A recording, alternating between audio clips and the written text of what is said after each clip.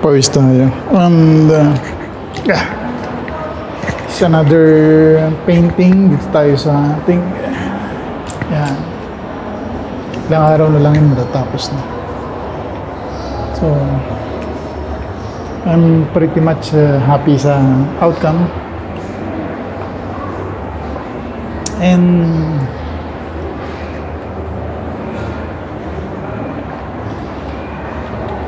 yun nga, galing nag-deliver kasi tayo earlier.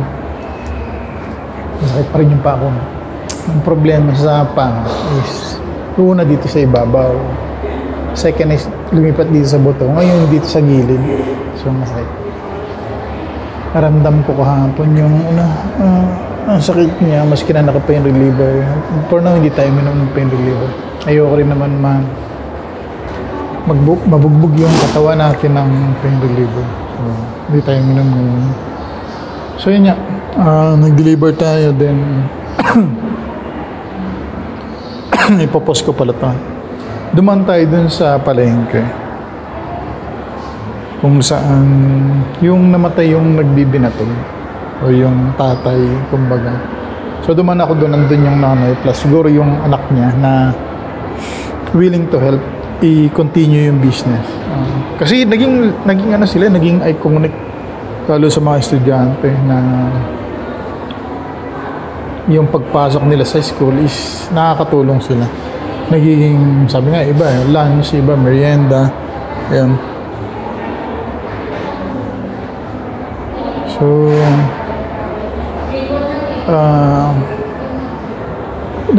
kinuha ko sila ng picture and ito nga ipopost ko na sa social media. So si nanay is there, mahaba yung pila, although meron silang katabi na na the same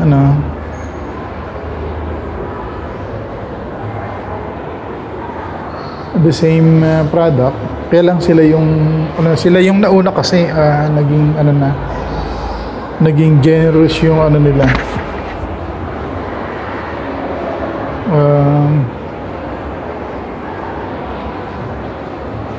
Yung pagbibigay nila ng product nila. Kaya binabalik-balikan. Ako kasi ang nauso kasi sa binatugis meron ng gatas ngayon. But I do prepare yung pa rin, traditional na salt pa rin. So that's coconut, shredded coconut, tapos salt lang nilalagay ko, yun lang.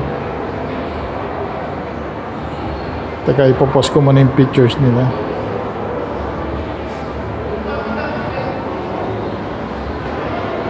Ayan.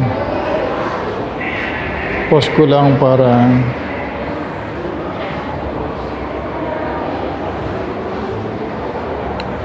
okay yung yung page ko sa Facebook. Kasi na-monetize akong bigla eh. So, ayun.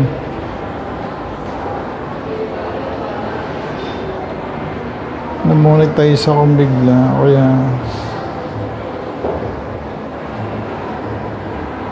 I need to feed yung page natin ng mga reels, pictures, and so on and so forth. Ang kaibahan lang kasi ng YouTube sa Facebook is that sa Facebook, pwede ka kumita ng mga pictures lang.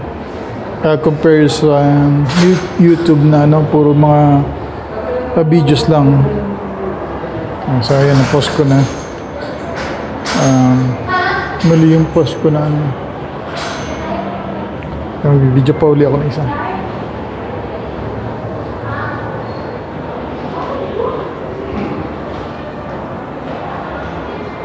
Kasi mali yung yung isang video na suppose dapat sa page ko, pero dito napunta sa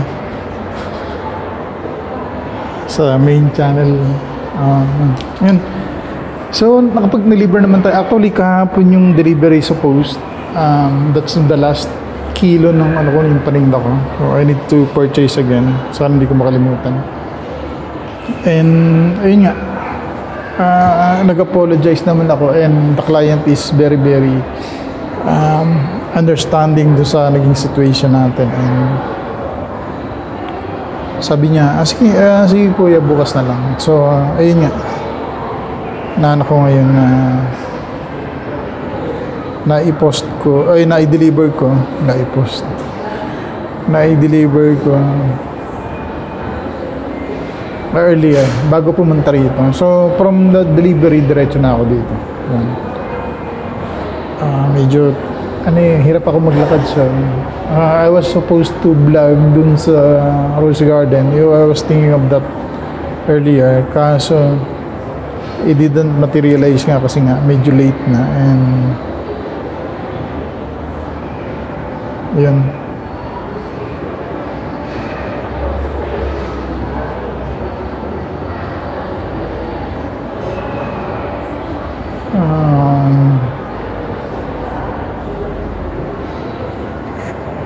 Tanghali na nadaanan ko yung maraming mga kakanin doon.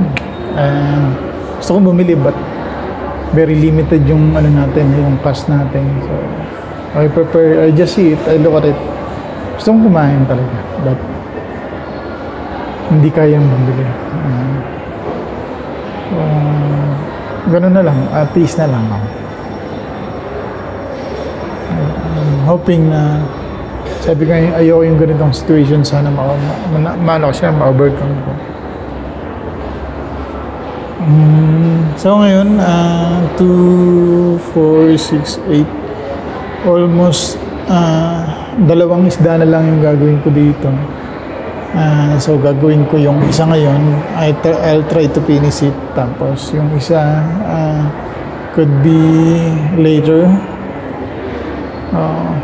Tingnan ko pa rin kung mapalabas ko siya mamaya, then it will be good. Konti na lang talaga yung gagawin ko dito sa drawing na to. Although nag-transition yung kumbaga yung style ko, na ibang bigla, but nasa learning tayo, kaya go pa rin. We need practice talaga on a daily basis. Kung artist kayo na natigil, then later on gusto nyo uling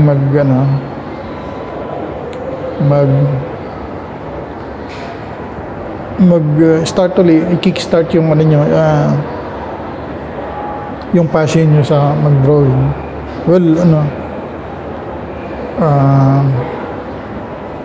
lang kayo,